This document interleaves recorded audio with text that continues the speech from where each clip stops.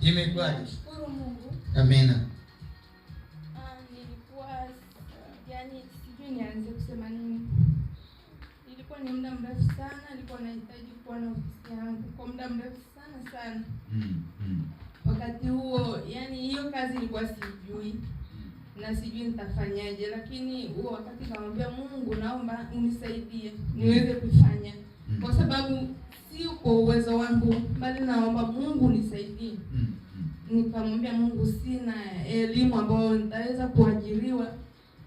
Nikamwambia Mungu, naomba unipe hii kazi, nitaifanya. Basi nikawa naomba na kuomba na kufunga na kuomba. Usiokata tamaa. Yes.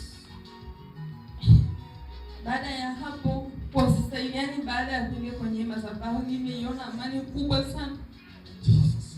Yani siwezi hata kusema chochote. Nikikumbuka nasikia mwili unawaka moto.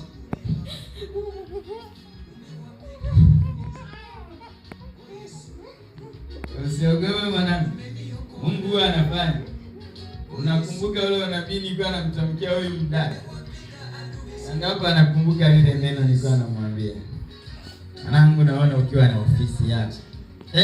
Hebu tuambie. Sasa kweli Mungu amekupa neema kaingia katika hii madhabahu. Amani ya Kristo ikaingia nyumbani mwako. Ndio. Na sasa imekuwaje? Umepata kazi, umepata ofisi? Ndio. Wow.